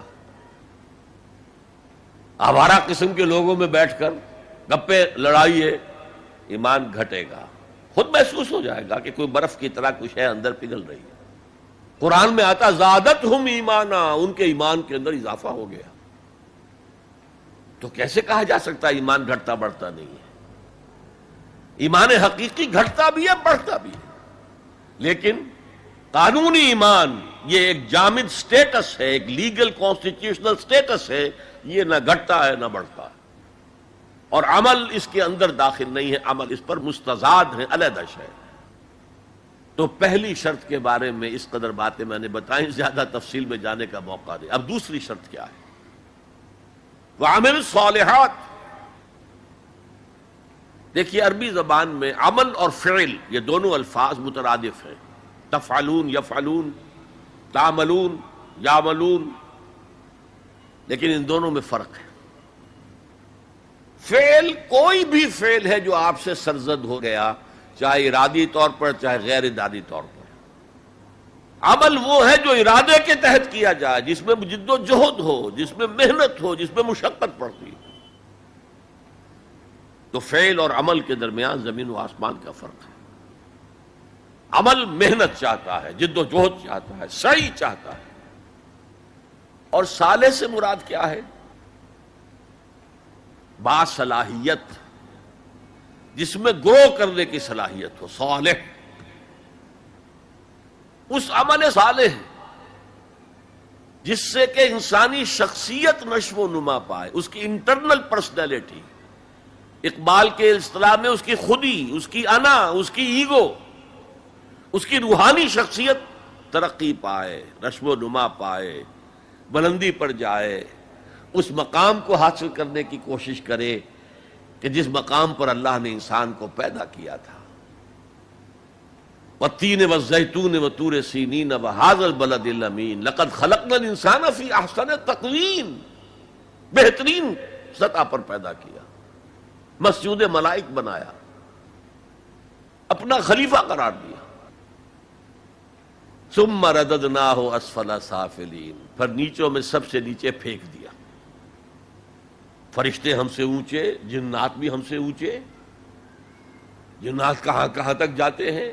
میرا یہ خیال ہے کہ کم سے کم سولر سسٹم تک تو جنات کی رسائی ہے، آگے ہے یا نہیں میں نہیں کہہ سکتا. لیکن یہ انسان اب محنت کرے گا. نیچے اگر پھینک دیا گیا تھا الا الذین آمنوا وعملوا الصالحات، جو ایمان لائیں گے اور نیک عمل کریں گے وہ پھر ریگین کر لیں گے اپنے اس مقام کو جس مقام پر انہیں اصلاً پیدا کیا گیا تھا. اور جو لوگ اس مقام کو حاصل نہیں کر سکتے ان کے بارے میں قرآن کہتا ہے اولئک کالانعام، سورہ اعراف میں، یہ چوپایوں کے مانند ہیں، حیوانات ہیں. بل ہم اضل، بلکہ ان سے بھی گئے گزرے ہیں. کیوں؟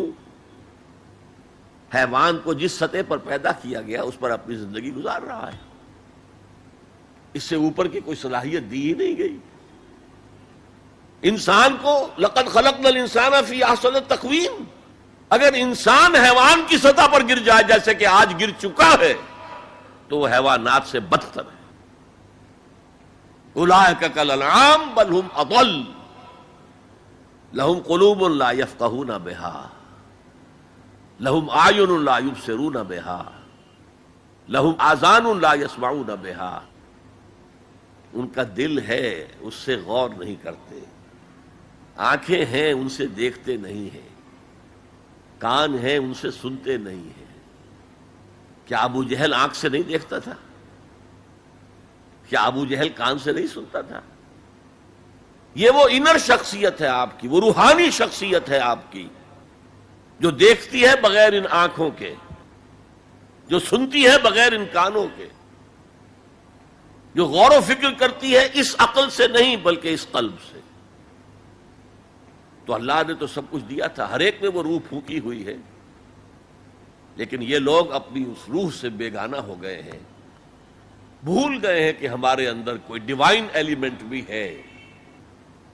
ڈیوائن سپارک، یہ لفظ جو ہے مغربی فلسفے میں استعمال ہوتا ہے. ڈیوائن سپارک، ایک شعلہ ملکوتی ہمارے اندر ہے، انہوں نے بھی دیکھا ہے.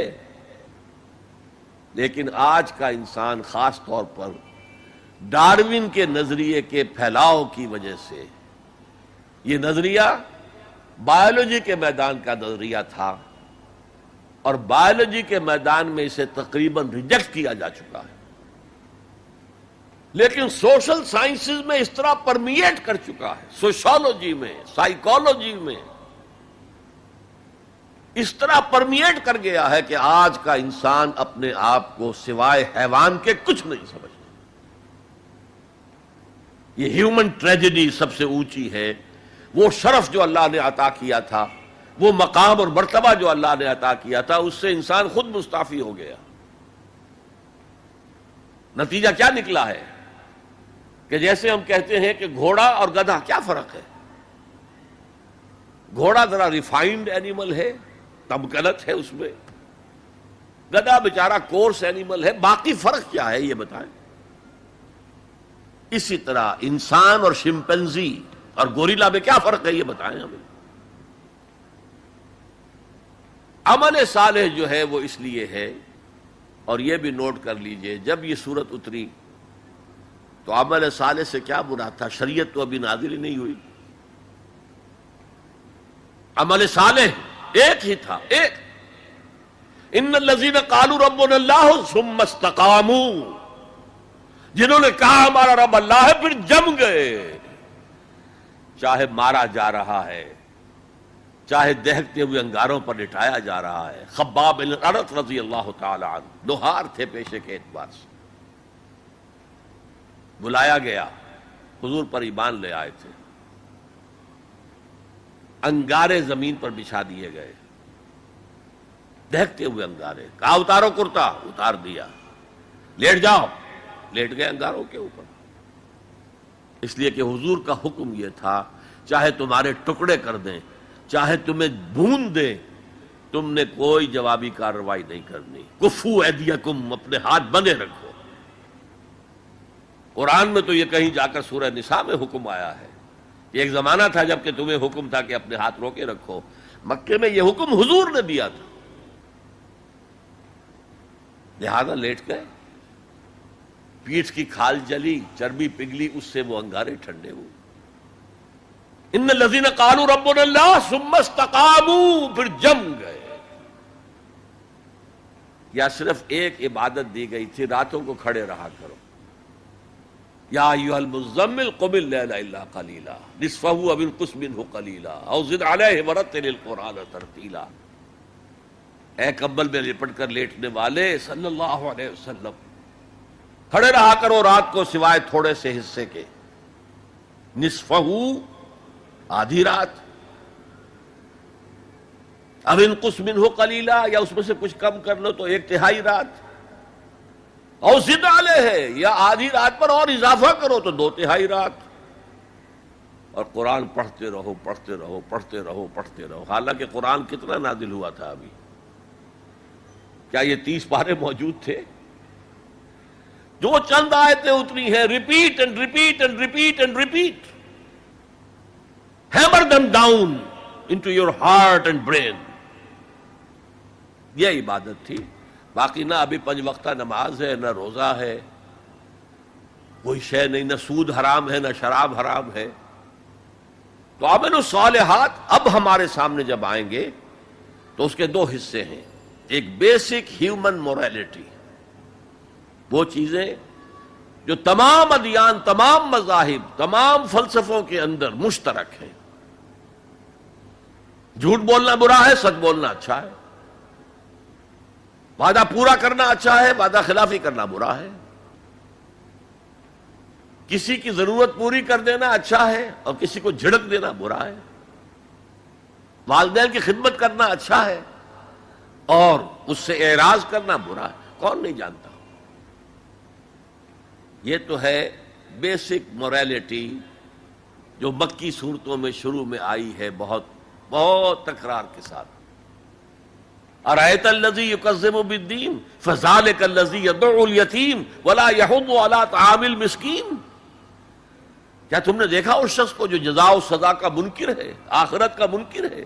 وہی تو ہے جو یتیم کو دھکے دیتا ہے اور مساکین کو کھانا خود کھلانا تو درکنار، کسی اور کو بھی کہنے کو تیار نہیں ہے کہ کھانا کھلا دو. پتہ نہیں پلٹ کر وہ کہہ دے تم کیوں نہیں کھلاتے. ویل لکل ہمزۃ لمزہ، ہلاکت ہے ہر اس شخص کے لیے جو رو در رو عیب چینی کرتا ہے یا پیچھے برائی کرتا ہے، طنز کرتا ہے. ویل لکل ہمزۃ لمزہ الذی جمع مالا وعددہ.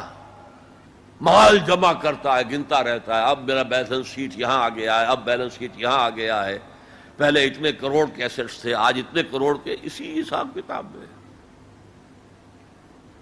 بیسک ہیومن موریلٹی اور شریعت کے احکام، یہ دونوں آئیں گے.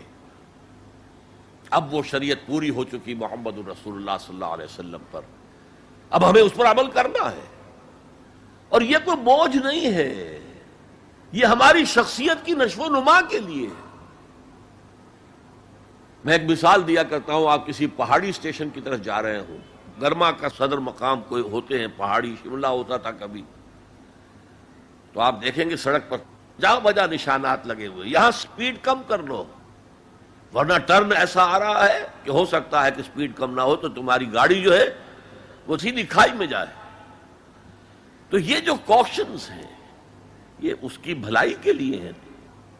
آدمی کہے خامخواہ ہمارے اوپر پابندی لگا رکھی ہے، نہیں، تمہاری بھلائی کے لیے.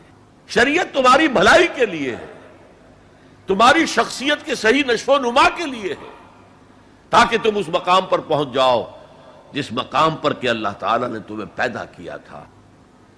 والتین والزیتون وطور سینین وہذا البلد الامین لقد خلقنا الانسان فی احسن تقویم. اچھا اب ذرا چند احادیث سن لیجئے. حقیقی ایمان کے اعتبار سے میں نے آپ کو بتایا امام بخاری کے نزدیک عمل علیحدہ نہیں ہے، ایمان کا جز ہے، اور بے شمار احادیث اس پر دلالت کرتی ہیں۔ حضور فرماتے ہیں صلی اللہ علیہ وسلم واللہ لا یؤمنو واللہ لا یؤمنو واللہ لا یؤمنو، خدا کی قسم فلاں شخص مومن نہیں ہے، خدا کی قسم وہ مومن نہیں ہے، خدا کی قسم وہ مومن نہیں ہے۔ صحابہ لرز گئے، کانپ گئے، کون ہے بدبخت اور شقی جس کے بارے میں اللہ کے رسول 3 مرتبہ اللہ کی قسم کھا کر کہہ رہے کہ وہ مومن نہیں ہے؟ پوچھا گیا من یا رسول اللہ کے رسول کون؟ فرمایا الذی لا یامن جارہ بوائقہ، وہ شخص جس کی ایذا رسانی سے اس کا پڑوسی امن میں نہیں ہے، چین میں نہیں ہے۔ کیسے سیپریٹ کریں گے ایمان کو عمل سے؟ ہے کوئی آری جو کاٹ دے ان کو علیحدہ علیحدہ کر دے؟ لیکن یہ حقیقی ایمان کی بات ہے، قانونی ایمان کی بات نہیں ہے۔ ویسے یہ تو کوئی گناہ کبیرہ بھی نہیں، یہ تو کج خلقی ہے نہ صرف، لیکن اس کے اوپر 3 دفعہ قسم کھائی جا رہی ہے مومن نہیں ہے، نہیں ہے، نہیں ہے۔ فرمایا لا یزنی الزانی حین یزنی وہو مومن، کوئی زانی حالت ایمان میں زنا نہیں کرتا۔ وہ ایمان 2 کوڑی کا نہیں کہ جو دل میں موجود ہو اور پھر کوئی شخص زنا کرے، تو کیا قیمت ہے اس ایمان کی؟ 2 کوڑی نہیں ہے۔ ولا یسرق السارق حین یسرق وہو مومن، اور نہ ہی کوئی چور جب چوری کرتا ہے تو وہ مومن ہوتا ہے۔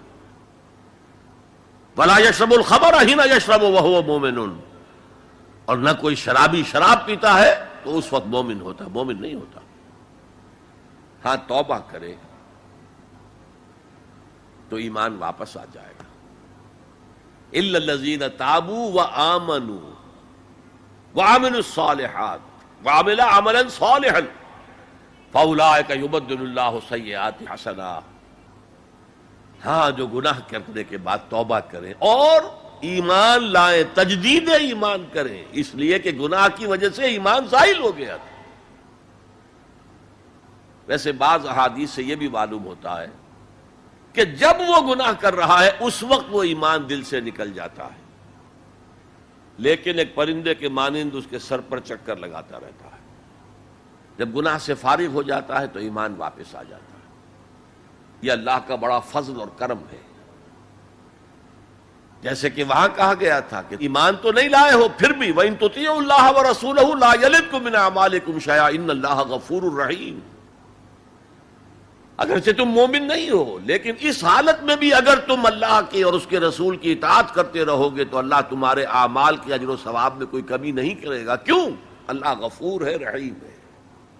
یہ اس کی شان غفاری، شان رحیمی کا صدقہ ہے۔ اسی طرح منطق تو یہ چاہتی ہے کہ گناہ کے بعد جب تک توبہ نہ کی جائے ایمان نہ آئے دل میں دوبارہ۔ اور ایک آیت جو میں نے آپ کو سورہ فرقان کی سنائی اس سے بھی یہ متبادر ہوتا ہے، لیکن بعض احادیث سے معلوم ہوتا ہے، اور ہمارے ہاں اہل سنت کا عقیدہ یہی ہے کہ جب گناہ سے وہ فارغ ہو جاتا ہے تو ایمان جو ہے پھر دل میں آ جاتا ہے۔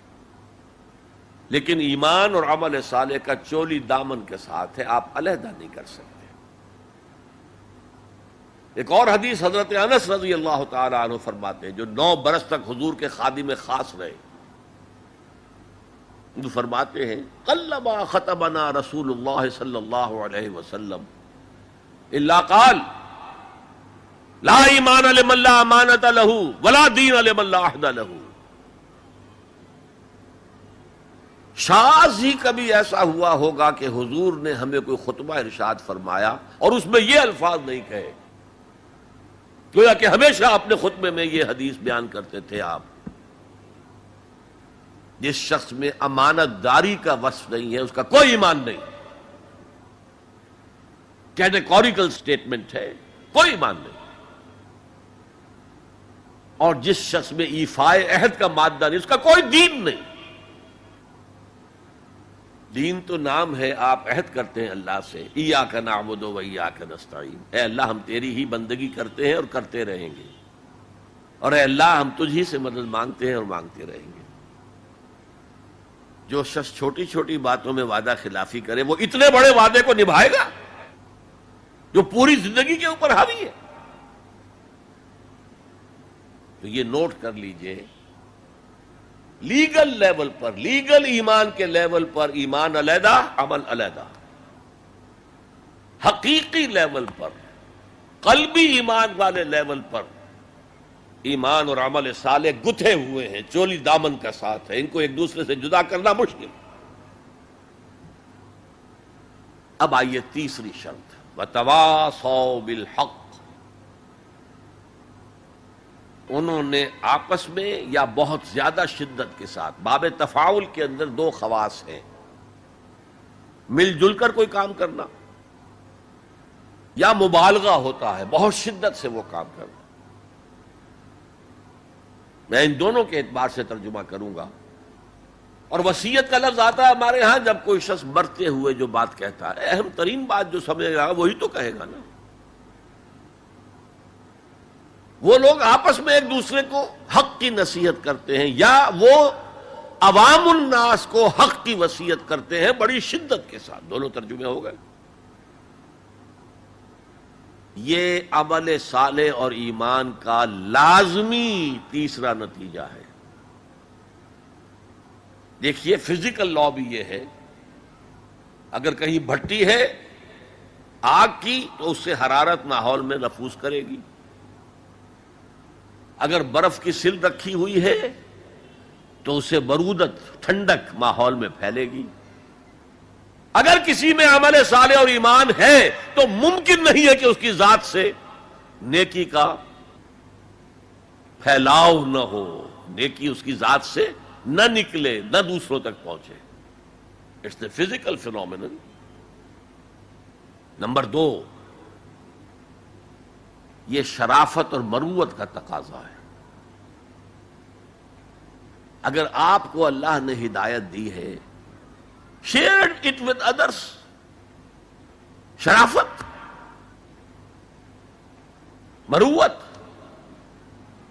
حضور نے فرمایا لا یؤمن احدکم حتی یحب لاخیہ ما یحب لنفسہ.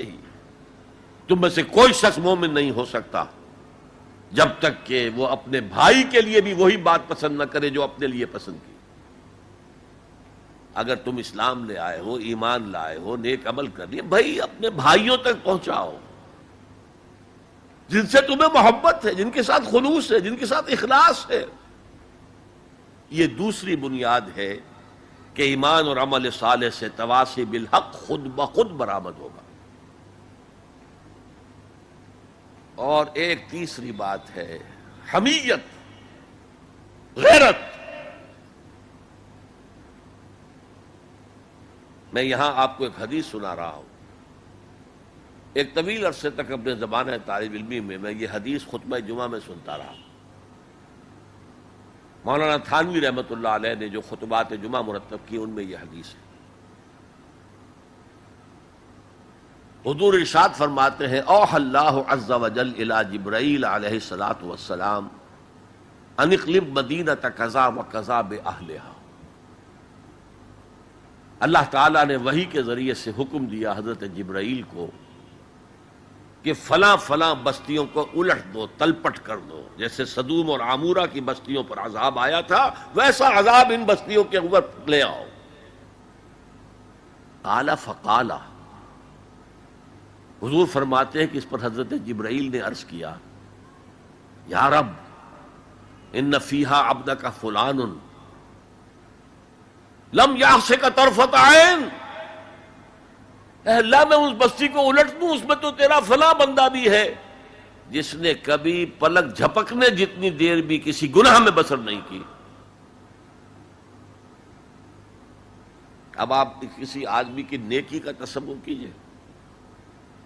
یہ گواہی دینے والے کوئی کرائے کے گواہ نہیں ہے جو عدالتوں میں پھرتے رہتے ہیں جو چاہو گواہی دلوا لو، اتنے پیسے چاہیے.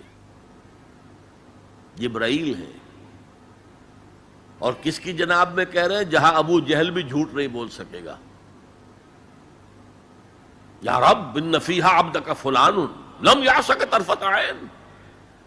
الٹ دوں اس بستی کو.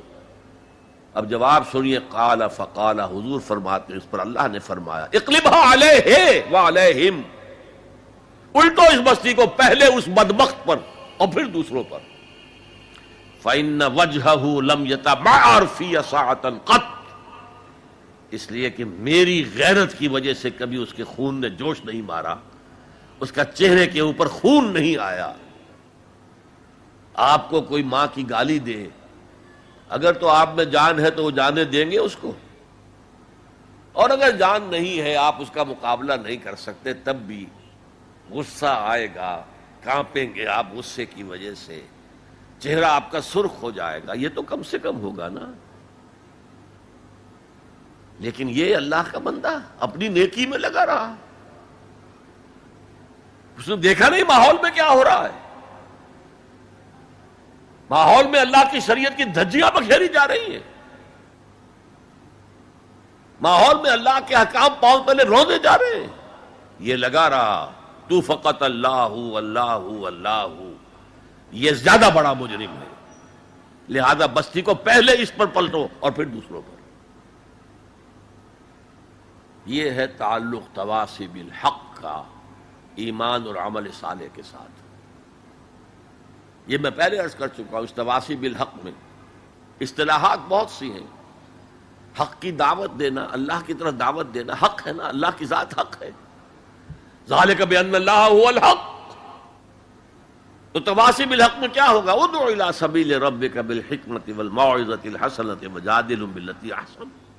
یہ بھی تواصی بالحق ہے. نیکی کا حکم دو، بدی سے روکو. تأمرون بالمعروف وتنہون عن المنکر، یہ بھی تواصی بالحق ہے. اور اس کے درجات کہاں سے کہاں تک ہیں. اگر بچے کہیں گلی میں کھیل رہے ہیں، کرکٹ کھیل رہے ہیں، آپ ان سے کہتے ہیں بیٹو یہ یہاں پر کھیلنے کی جگہ نہیں ہے، آپ کسی گاڑی کا شیشہ توڑیں گے، آپ کی گیند جو ہے اس سے کسی گاڑی کو نقصان پہنچے گا، کسی انسان کو چوٹ لگ جائے گی، پھر کیا آپ بچ کر چلے جائیں گے وہاں سے؟ آپ کون ہوتے ہیں؟ ہوگی کہ نہیں؟ ریزنٹمنٹ ہوگی کہ نہیں؟ کبھی بھی اس تواصی بالحق کو خندہ پیشانی سے نہیں سنا گیا، نہیں برداشت کیا گیا. اور اگر کچھ لوگ سمجھتے ہیں کہ ہم تواصی بالحق کر رہے ہیں، پھر بھی معاشرہ اس سے کچھ نہ کہے، انہیں کوئی تکلیف نہ پہنچائے، اس کا مطلب ہے انہوں نے حق کا کوئی ایسا حصہ لیا ہے کہ جو لوگوں کی دکھتی رگ کو نہیں چھیڑتا، اس سے بچ بچ کر چل رہے. اگر وہ حق کامل ہو تو باطل کبھی تسلیم نہیں کرے گا، باطل ریٹیلیٹ کرے گا. اب آپ سنیے ایک اور بات. یہ چھوٹا حق تھا کہ بیٹو یہاں نہ کھیلو، کسی گراؤنڈ میں جا کر کھیلو. سب سے بڑا حق کیا ہے؟ اس کائنات کا خالق، مالک اور حاکم اللہ ہے. اس کا حکم یہاں نافذ ہونا چاہیے، یہ حق ہے. اگر نہیں ہے تو اللہ کے خلاف بغاوت ہے. اس کی آپ اگر تلقین کریں گے تو آپ ایگزسٹنگ سسٹم کے باغی قرار پائیں گے. پوری دنیا میں secularism, sovereignty of the people. تم کیا کہہ رہے ہو؟ تمہاری یہ ڈفلی کیا بجا رہی ہے؟ خدا کی ساورنٹی، یہ سب سے بڑا حق ہے. اس حق پر جو بھی ریزنٹمنٹ ہوئی تھی مکے میں، جیسے جیسے ستائے گئے تھے حضور اور آپ کے صحابہ، وہ آپ کے علم ہے. اگر تواصی بالحق ہو رہا اور ریزنٹمنٹ نہ ہو تو پھر آپ حق کی تعلیم نہیں دے رہے، اس کے کسی ایسے جز کی دے رہے ہیں کہ جس سے کسی کو کوئی نقصان نہ پہنچتا ہو. بس یہ کوئی جینٹل مین ایگریمنٹ ہے آپ کا وقت کے نظام کے ساتھ. ہم تمہیں چھیڑیں گے نہیں، باقی ہمیں واز کہنے دو، کہے جاؤ.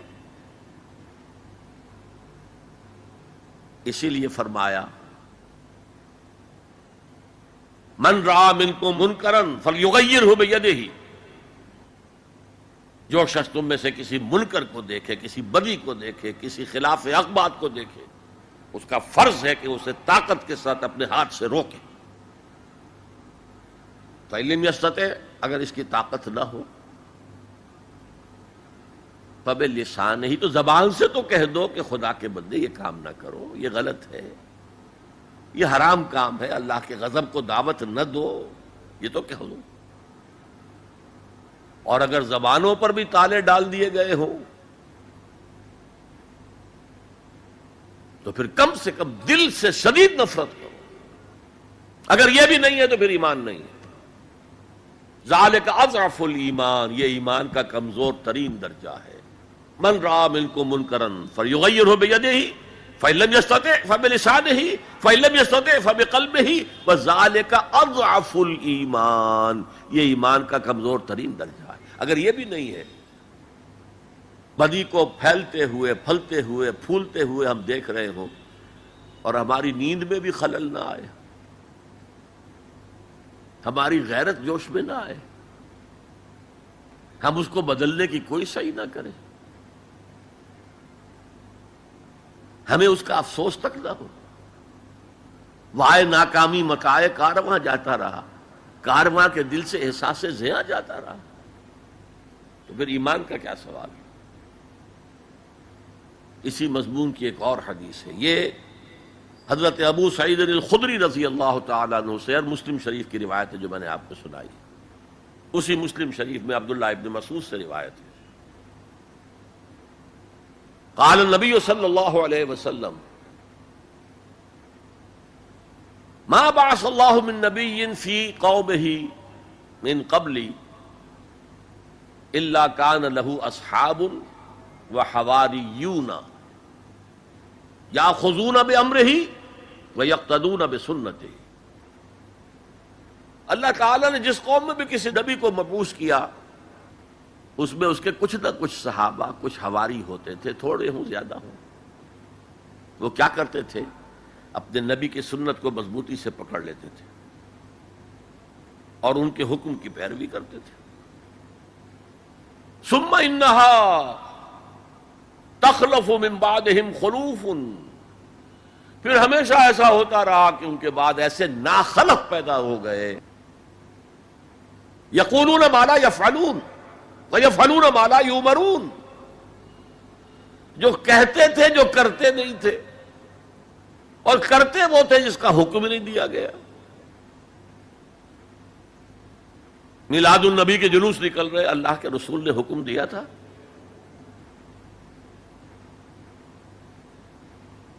کرتے وہ ہیں جس کا حکم نہیں دیا گیا. یفعلون ما لا یؤمرون ویقولون ما لا یفعلون، اور کہتے وہ ہیں جو کرتے نہیں ہیں. اب سنیے، فمن جاہدہم بیدہ فہو مومن، جو ایسے لوگوں کے خلاف، وہ مسلمان ہوں گے نا وہ. ثم انہا تخلف من بعدہم خلوف، یہ غیر مسلموں کی بات نہیں ہو رہی ہے، مسلمانوں کی. مسلمان حکمران آئے ایسے. فمن جاہدہم بیدہ فہو مومن، جو کوئی ان کے خلاف جہاد کرے گا ہاتھ سے، طاقت سے، وہ مومن ہوگا. ومن جاہدہم بلسانہ فہو مومن، اور جو ان سے جہاد کرے گا زبان سے، وہ مومن ہوگا. ومن جاہدہم بقلبہ فہو مومن، جو دل سے جہاد کرے گا، یعنی دل سے شدید نفرت رکھے گا، فہو مومن، وہ بھی مومن ہوگا. ولیس وراء ذلک من الایمان حبۃ خردل، اس کے بعد تو ایمان رائی کے دانے کے برابر بھی نہیں. یہ ہے تواصی بالحق، حق کی وصیت کرنا. اچھا، اس میں جو دوسرا پہلو میں نے گنوایا تھا، ایک ہے اس کا عام مفہوم، لوگوں کو پوری شدت کے ساتھ حق کی طرف دعوت دینا، حق کی وصیت کرنا، امر بالمعروف کرنا، نہی عن المنکر کرنا، دین کی طرف بلانا. ایک یہ آپس میں حق کی وصیت کرنا. یہاں سے تصور ابھرتا ہے کہ جو لوگ ایمان اور عمل صالح کی وادیوں میں سے گزر رہے ہوں انہیں ایک جماعتی شکل میں ہونا چاہیے، اور اس جماعت کی روح ہونی چاہیے تواصی بالحق۔ آپ کا ایک بھائی غلطی کر رہا ہے، روکیے اس کو۔ آپ کا ایک ساتھی اس کی کچھ ہمت جواب دے رہی ہے، اس کو حوصلہ دیجیے، اس کو بڑھائیے۔ یہ تواصی بالحق نہیں ہوگا تو جماعتی زندگی جو ہے وہ کمزور ہوتی چلی جائے گی۔ اس کو مولانا فراہی رحمۃ اللہ علیہ نے لکھا ہے کہ اس تواصی سے پہلے تو ایک جماعتی زندگی لازم آتی ہے، اور پھر نظام خلافت کا قیام لازم آتا ہے۔ اس لیے کہ ایک کام ہے یہ تواصی بالحق کا جو ہم اپنے معاشرے میں کریں، ایک ہے اس کا کام جو پوری عالمی سطح پر ہو۔ یہ عالمی سطح پر کون کرے گا؟ جب خلافت کا نظام قائم ہوگا تب وہ عالمی سطح پر ہوگا۔ تو وجوب قیام خلافت یہ مولانا فراہی نے اپنی تفسیر سورۃ العصر کے اندر بیان کیا۔ یہ تواصی کے لفظ ہے، اور یہ جماعتی زندگی نوٹ کر لیجئے۔ حضور نے فرمایا ید اللہ علی الجماعہ، اللہ کا ہاتھ جماعت کے اوپر ہوتا ہے، یعنی اللہ کی تائید، اللہ کی نصرت جماعت کے ساتھ منحصر ہے۔ حضرت عمر فرماتے لا اسلام الا بالجماعہ ولا جماعہ الا بالامارہ ولا امارہ الا بالاطاعہ، جماعت کے بغیر کوئی اسلام نہیں، اور امارت کے بغیر کوئی جماعت نہیں، اور اطاعت کے بغیر کسی امیر کا کوئی فائدہ ہی نہیں، اس کا حکم مان۔ تو تواصی بالحق کے ضمن میں ایک اجتماعی زندگی ناگزیر ہے، اسے ایک بڑے پیمانے پر کرنے کے لیے، اور سب سے بڑا پیمانہ کیا ہوگا؟ خلافت راشدہ کا نظام کہیں قائم ہو، تاکہ وہ پوری دنیا میں تواصی بالحق اس کا فریضہ سر انجام دے۔ اس لیے کہ حضور کی بعثت جو ہے وہ صرف اہل عرب کی طرف نہیں تھی۔ وما ارسلنا ستا اٹھ کے کوئی نہیں خوش ہوتا،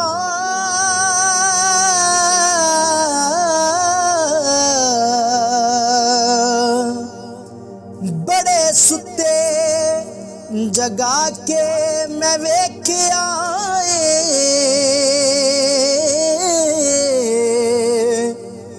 کتے جیا نہیں کوئی وفادار ڈٹھا، تے ٹکر سکا بھی پا کے ویکھ آئے۔